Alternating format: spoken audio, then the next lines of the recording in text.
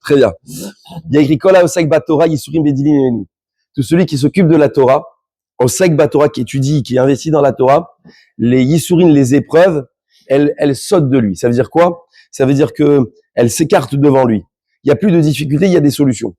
D'ailleurs, il y a une phrase qui est très importante à entendre, que beaucoup de maîtres disent ici et là, c'est que dans la vie, il n'y a aucun problème, il n'y a que des solutions. Celui qui voit que des problèmes, il n'a jamais de solution, ausculte-le. Voilà, il faut vraiment trouver un psy pour ça. Et dans la vie, il n'y a jamais de problème, il y a des solutions. S'il y a un problème, c'est que forcément, il y a une solution. Maintenant, c'est à nous à la trouver. Et là, nous dit Rabbi Aaron Kotler, un grand maître, il dit que tout celui qui étudie la Torah, Yesurim Bedim Benenu, eh bien, les souffrances sautent, en tout cas, s'écartent devant lui. Et voilà qu'au niveau de la mer, on a eu un moment très particulier. On a vécu un point important, c'est que lorsqu'on est arrivé devant la mer, il n'y avait aucune issue.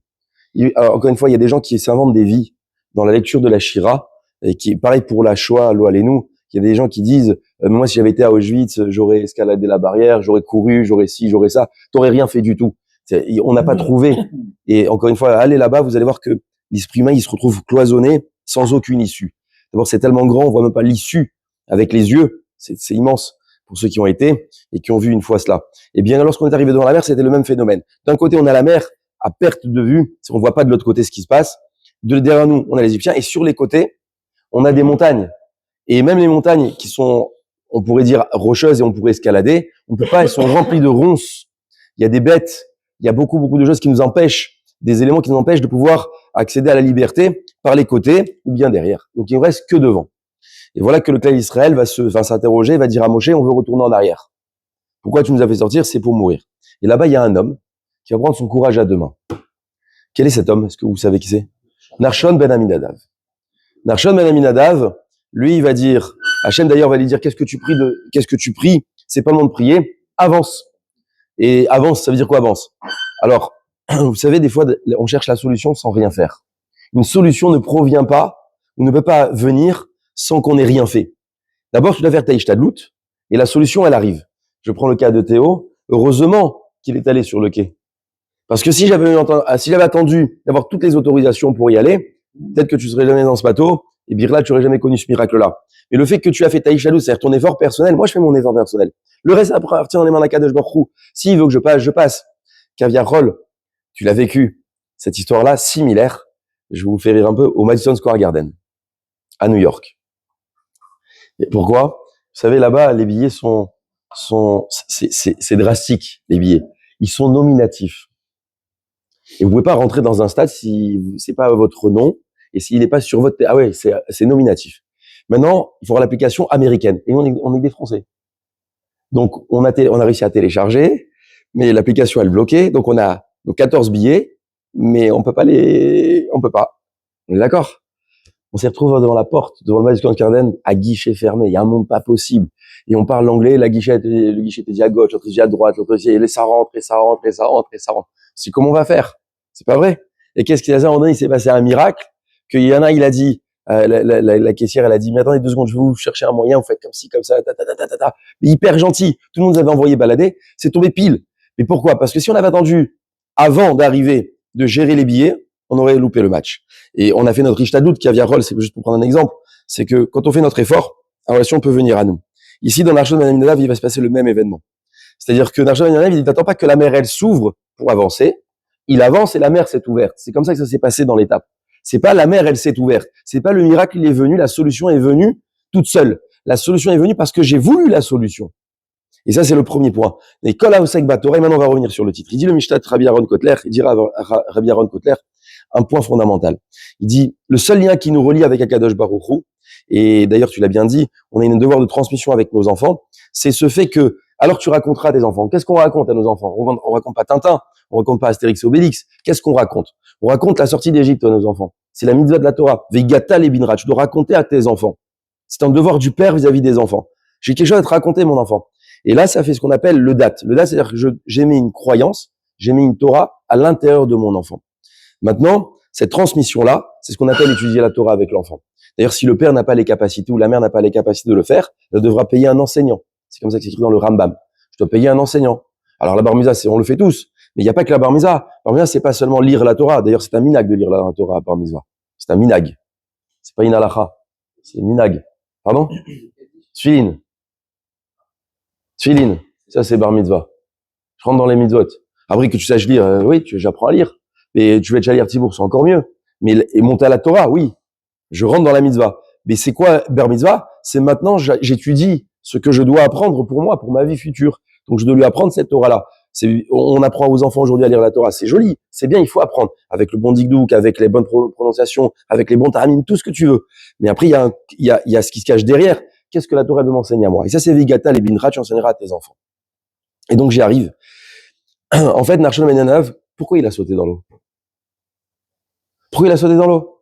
Et dans quel manuel il a entendu? Si je saute dans l'eau, alors la mer, elle va s'ouvrir. Contraint et forcé. Bah, contraint et forcé, je me rends derrière. Je sais pas, j'aurais pu dire, je fais la guerre derrière. Alors on monte une armée, on se bat avec ceux qui sont derrière. J'ai pas de solution. Savait nager. Plein savait nager. Bravo. Bravo. Mais cette confiance-là, c'est très intéressant ce qu'il dit Monsieur Kahn. La confiance. Ça veut dire quoi? C'est-à-dire, tu fais confiance. Tu as avancé vers le quai. Tu as fait confiance en quelque chose qui n'est pas de toi. Tu dis, moi, et il a très bien dit ton père, on triche pas dans la vie. Il y a des fois, on triche pas. Je dis, ça marche pas. Non, moi, je vais avec on y va. On y va. Akadosh Baruch Hu, il a prévu que je me trouve dans cette situation-là. Il a prévu forcément une solution. Il a prévu que je sois devant la mer. C'est qu'il a prévu une solution. Il dit, c'est pas possible qu'Hachem nous ait fait sortir pour nous amener devant la mer et nous tuer. C'est pas pensable. Donc forcément, il y a une solution. La solution n'est pas derrière, on va pas retourner en arrière. La solution n'est pas sur les côtés. Elle est devant nous. Ben, j'avance dans l'eau. Le reste, ça appartient à Hachem. Qu'est-ce qu'il fait dès qu'il arrive là? Il dit à Hachem, maintenant, moi, j'ai fait ma part. Le reste, ça t'appartient. La mer, elle s'est ouverte instantanément. La mer, elle s'est retirée devant les pieds d'Hachem et ça a écarté. Et d'ailleurs, le cas Israël va pouvoir avancer. Et là, maintenant, Rabbi Aaron Koder, il devient pertinent. Il dit l'idée à Torah, à travers l'étude de la Torah. Et c'est important parce qu'il y a que l'étude de la Torah qui permet aux hommes d'avancer. Quand les gens, ils entendent des mauvaises nouvelles et qu'ils n'ont pas de Torah, qu'est-ce qu'ils font? La première chose qu'ils font, même quand on est très très loin, ils vont voir le rabbin à la synagogue. Bon, je pourrais prier pour eux. Pourquoi? Parce que je comprends qu'il y a quelque chose qui se passe entre l'homme et le divin. Cette relation, ce lien-là, cette 5G, cette Wi-Fi, appelez-le comme vous voulez, elle se génère par l'étude de la Torah. Validé à Torah mitra deshet reaya baolam aruchani, je vais valider shira verina. Alors maintenant, si j'ai des difficultés dans la vie et que j'étudie la Torah, je vois plus qu'il y a des difficultés, je vois qu'il y a des solutions. C'est-à-dire que tout est une solution. Tout devient solution. Il n'y a plus un problème. C'est-à-dire, je ne vois pas la chose comme un arrêt, je vois justement cette difficulté-là comme une étape. Et je monte. Et la Torah me permet de renouveler mon regard. Alors maintenant, si j'ai des solutions, je peux chanter. C'est-à-dire que je suppose que dans le bateau, tu vas être l'homme le plus heureux du monde. Et c'est pour ça qu'ils ont chanté. Peut-être prier pour qu'il coule pas aussi. Ça c'est juste. Après, je prie pour qu'il coule pas. Mais il faut entendre que le père du bar mitzvah, hier, il a vécu un grand miracle aussi pour venir, le pauvre. Je raconte son histoire rapidement, mais le pauvre, il a eu des difficultés à venir et il a fait le gobel. Pour venir, tout le monde a prié pour lui. Parce il était en Israël et les autorités n'ont pas voulu le laisser monter dans l'avion. Donc là-bas, on de son fils. Il dit, j'en supplie, laissez-moi monter. Non, tu montes pas. Il monte dans un avion, il fait une escale, il a loupé l'avion, donc il doit pas prendre cet avion-là, il prend un autre avion. L'avion l'arrête dans un autre pays. Et dans l'autre pays, donc les autorités ils disent ton passeport, ton site, d'abord il laisse passer, il monte dans l'avion, il s'endort dans l'avion parce qu'il est fatigué, épuisé, il y a le feu dans l'avion. Maintenant il entend sortez vite. Lui il voit, il ouvre un œil, il dit qu'est-ce qui se passe? Il voit tout en sortir, il fallait laisser des affaires. Il laisse les affaires, il sort de l'avion, il dit je vais jamais arriver. Finalement, et des gens ils prient pour lui. Ils disent mais il faut qu'il arrive, c'est le père du bar mitzvah. Et à la fin il se dit mais si Hachem envoie toutes ces épreuves là, c'est parce qu'il veut m'emmener à quelque chose, à un objectif. En tout cas il faut que j'avance, pas que je m'arrête, pas que je renonce. On renonce à rien. On doit toujours se battre. Et pour se battre, le seul lien qu'on a, c'est le lien de la Torah mitra deshet. Et à Draba, au contraire, vers Skoubé à Torah, il dit Rabbi Aaron Kotler, tout celui qui s'occupe de la Torah, Istalgum elibo kol adagot. Toutes les préoccupations qu'il y a dans le cœur, elles se retirent. T'as plus de problème. Dès que tu étudies la Torah, tu es dans un autre monde. C'est pas que tu mets le tapis sur des problèmes. Bien au contraire. C'est que les problèmes vont plus devenir des problèmes. Ils vont devenir des solutions. Ça se transforme. C'est un petit peu pour ça, lorsque vous voyez tous les grands de la génération qui ont vécu des situations très très difficiles, des situations qui sont très désagréables dans leur vie, comme certains qui ont vécu la Shoah ou d'autres, et qu'on voit qu'ils sont restés dans le monde de la Torah, on se dit mais comment il laisse rien transparaître, il laisse rien montrer, il y a pas de prise de déprime ou de tristesse. Pourquoi? Parce que la Torah elle permet ça. Et alors à ce moment-là, je peux chanter. C'est quand j'ai compris qu'en fait, le monde n'était pas un monde de problématiques, mais un monde de solutions. Et d'ailleurs, Rav Mergui dit une très belle phrase. Il dit, pour le non-croyant, avec des questions. Pour le croyant, avec des réponses. Avec des solutions. Ça veut dire quoi? C'est-à-dire, le monde, il se gère de deux façons. T'as la personne qui est à l'arrêt, celui qui est bourré de problèmes. T'as la personne qui est toujours en avant, c'est celui qui a des solutions. Et Nachshon ben Nanav, il va faire cela. Alors maintenant, je peux dire la phrase de la Shira, Az Yashem Moshe. Alors chantera. C'est un futur. Pourquoi c'est un futur? Parce que pour chanter, il faut une préparation. Tu ne chantes pas comme ça de manière spontanée. Ça n'existe pas de chanter de manière spontanée. Tu chantes lorsqu'il y a eu quelque chose en arrière qui te permet d'atteindre cette joie-là. Exemple, j'ai fait un examen. L'examen, quel qu'il soit. Je travaillais pendant 1 an. Je vois le résultat apparaître et je suis retenu, je suis accepté. Qu'est-ce que je fais? Alors je chante. Pourquoi je chante? Parce que l'effort qu'il y a eu, qui était en apparence un problème, est devenu ma solution. J'ai passé la porte. Ça y est, je suis passé de l'autre côté. Et c'est là où le Klal Israël va rentrer dans une dimension Az Yashir Moshe. Et ce chant-là a une dimension double. La première dimension, c'est la dimension du passé. C'est-à-dire qu'ils s'en sont arrivés là parce qu'ils ont fait un effort. C'est ce qu'il dit à Rabbi Aaron Kotler. Et l'effort, c'est qu'il y avait un lien entre l'homme et son créateur. Donc, comme Nachshon ben Nanav, il a fait confiance, il a dit j'avance. Mais il y a un deuxième point, c'est que cette shira-là, vu qu'elle est au futur, c'est dans le temps de Mashiach. Vous savez que dans les temps de Mashiach, on dira que Moshe Rabbeinu va revenir, et il va rediriger le Klal Israël. Il sera là. Et on chantera avec lui. Az Yashir, c'est écrit, alors chantera Israël. Ah, alors chantera Moshe Rabbeinu. Et tout le monde demande, mais c'est dire quoi, chantera Moshe? Moshe, il est décédé. Moshe, il chantera lorsqu'il y aura le Mashiach. Et tous les Gdolim, tous les Rabbanim du monde attendent Mashiach. Ils attendent. Et pourquoi on dit au futur, ils chanteront? Parce qu'à la fin de l'année, ils seront présents. Alors, comment on prépare les pieds du Mashiach? Comment on les prépare, les pieds du Mashiach? Les pieds du Mashiach, vous savez que c'est une mara que on étudie avec le groupe du lundi soir. Avant toi, mon cher ami. On étudie Mashiach, la Gemara dans Sanhedrin. On est tout un groupe. Et vous savez voir que Mashiach, c'est une période difficile. C'est une période extrêmement difficile, la période de Mashiach. Mais comment arrive-t-on à survivre à la période de Mashiach? Comme la sortie d'Égypte, la sortie d'Égypte, c'était un moment très très difficile. Comment survit-on? Comment arrive-t-on à entrevoir la sortie d'Égypte, à pouvoir sortir de manière agréable? Eh bien, c'est uniquement s'attachant à ce Créateur. L'attachement du Créateur, elle ne se fait pas naturellement.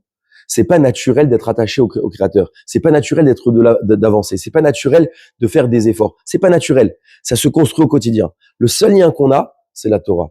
Et il y a une phrase très belle dans la Gemara, dans Chazal, qui dit, lorsque tu pries, c'est toi qui parles avec le bon Dieu. Donc c'est toi qui lui dis tes préoccupations. Tu dis, voilà ce que j'ai, voilà, j'ai des problèmes. Hachem, je suis fatigué, Hachem, je suis malade, Hachem, j'ai le bateau à prendre, Hachem, fais ceci. Là, tu lui parles. Hachem, il te répond pas encore, mais tu lui parles.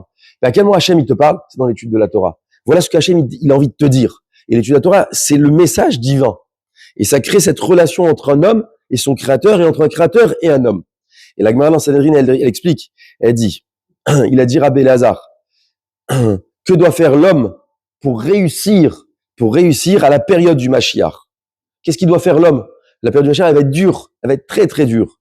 Le Mashiach, il vient pas comme ça, comme c'est écrit dans sa Minachim, sur un âne, poussez-moi, il vient du Maroc, ou si tu veux, il vient du Maroc, très bien, et puis il fait un détour par l'Europe de l'Est, et après il retourne en Espagne. Mashiach, qu'est-ce qu'il va faire? Son rôle à Mashiach, c'est de faire revenir tous les exilés d'Israël, de gagner cette guerre, si elle a eu lieu ou pas d'après le Ramam de Gog et Magog. C'est une période difficile pour l'Israël.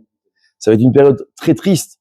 Alors comment s'en sort-on? C'est par l'espoir. L'espoir, il ne vient pas gratuitement. Le Klal Israël, c'est un peuple d'espérance. Mais l'espérance n'est venue que par rapport au lien qu'il y a avec l'étude de la Torah. Alors on peut chanter. C'est-à-dire, s'il n'y a pas cette étude de la Torah, alors on peut pas chanter. C'est-à-dire, on peut gagner des guerres, mais que s'il y a eu une relation entre l'homme et son créateur, un soldat aujourd'hui d'Israël, lorsqu'il a vécu tout ce qu'il a vécu, et Baruch Hashem, on est tous entourés au moins de quelqu'un qui a vécu Gaza, qui a vécu l'Iran, le Liban, la Syrie. Enfin, il y en a tellement des fronts en ce moment qu'on sait qu'on a des jeunes. Et à chaque fois, je discute avec mon gendre il est reparti là il y a pas longtemps. Il est au front. À chaque fois que je suis en vidéo avec lui, je lui dis est-ce que tu vas bien, est-ce que tu fais une routine? Il dit non, pas Ravilad. Je te dis pas où je suis, mais Akadosh Baruch Hu, il est avec moi. Ne t'inquiète pas, Akadosh Baruch Hu, il est avec moi. J'ai l'impression qu'il m'apporte une solution à mon problème. C'est lui qui me détend. Moi, je suis pas au front, c'est lui qui est au front. Mais pourquoi? Parce qu'il dit, j'ai une relation avec Akadosh Baruch Hu, j'ai étudié la Torah, je sais ce que la Torah, elle attend de moi. Je fais un doute, le reste appartient à Hachem. Le reste, ça lui appartient. Ça ne nous appartient pas. Et il dit, tout celui qui veut réussir les pieds du Mashiach, c'est-à-dire vivre la période du Mashiach, comment elle va se passer? Alors, il y a Asok Batorah ou Bimut Rasadim. Il y a deux choses. Il y a Asok, c'est-à-dire, il faut étudier la Torah. Étudier, c'est-à-dire, je m'occupe de la Torah. Je suis investi dedans. Deuxième, c'est Bimut Rasadim. Faire du bien à autrui. Aider les autres. Parce qu'au temps de Mashiach, le Mashiach, son rôle, ça va être d'aider tout le Klal Israël dans sa globalité à revenir vers Hachem, à revenir vers le Dat, ce qu'on appelle Da'at Torah, la connaissance de la Torah, sa croyance. Et je termine. Voilà qu'il est évident qu'à travers l'étude de la Torah et la Gmilut Chassadim, alors on va avoir des grands mérites qui vont atteindre le trône céleste. Et lorsque le Mashiach arrive à venir, alors je pourrai me tenir devant, sans aucune difficulté. Et lorsqu'on voit les Gdolim, lorsqu'on voit les grandes des générations, on s'aperçoit aisément qu'ils ont vécu des souffrances les unes après les autres, comme nos vies à nous. On est tous parsemés d'embûches et on a tous des problématiques. Mais est-ce que nous avons trouvé des solutions? Peut-être pas. Est-ce qu'ils ont trouvé des solutions? Oui. Mais comment se fait-il? Pourtant, ils ont des problèmes graves. Et je terminerai par une phrase que j'ai vue quand on était à New York. D'ailleurs, j'ai montré à Ralph Pinson.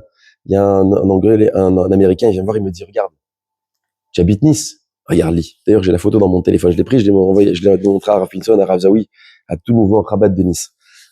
C'était en anglais, je comprends pas l'anglais, je comprends pas un mot d'anglais. Alors, il m'a dit, prends une photo et fais ChatGPT, Google, traduction. Et je traduis la page, le Rabbi de Lubavitch est passé par Nice. Il a fait la Sorbonne à Paris, il est passé par Nice.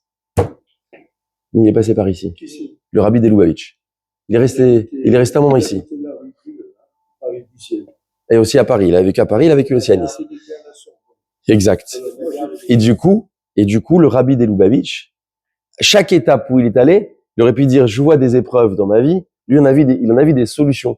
Et d'ailleurs, dans ce livre-là, il écrivait, voilà comment le Rabbi de Lubavitch, il a trouvé des solutions dans sa vie. C'est-à-dire, chaque étape n'était pas une étape pour le freiner, une étape pour avancer. Comment ça se fait? Parce qu'il établissait un lien entre lui et Akadosh Baruch Hu. Si il est dans cette situation-là, c'est qu'il attend de moi quelque chose. Et je voudrais terminer par ces mots-là. Si aujourd'hui tu as fait des Seudat Hodaya, je pense qu'Akadosh Baruch Hu t'a mis dans une situation, justement pour que tu fasses Seudat Hodaya, pour que tu proclames la gloire divine aux gens qui nous entourent. C'est pour ça que le Gomel, il se fait avec 10 hommes. Parce qu'une fois que tu l'as raconté à 10, 10 vont raconter à 100. Et 100 vont raconter à 1000. Et là, je fais grandir, c'est ce que j'appelle le Kiddush Hashem, grandir le nom de Dieu dans le monde. Voilà pourquoi c'est une importance capitale à chaque fois de remercier Dieu lorsqu'il y a un miracle, ou lorsque les 4 personnes que tu as citées, les 4 types, doivent remercier Dieu. Une femme qui a accouché, elle va faire Gomel. Pourquoi? J'ai vécu un miracle. Voilà. Là, il y a une dame en ce moment, elle essaie de faire la Mila. Une autre, elle essaie d'accoucher. Une autre, elle essaie chacun, il a ses difficultés. Mais lorsque la solution est là, il faut savoir remercier Kadosh Baruch Hu. Az Yashir Moshe. Alors, je peux chanter. Je peux chanter quand j'ai fourni l'effort, maïchtad personnel, j'ai étudié la Torah, j'ai fait du recède et je pourrais voir le salut avec ça. Voilà.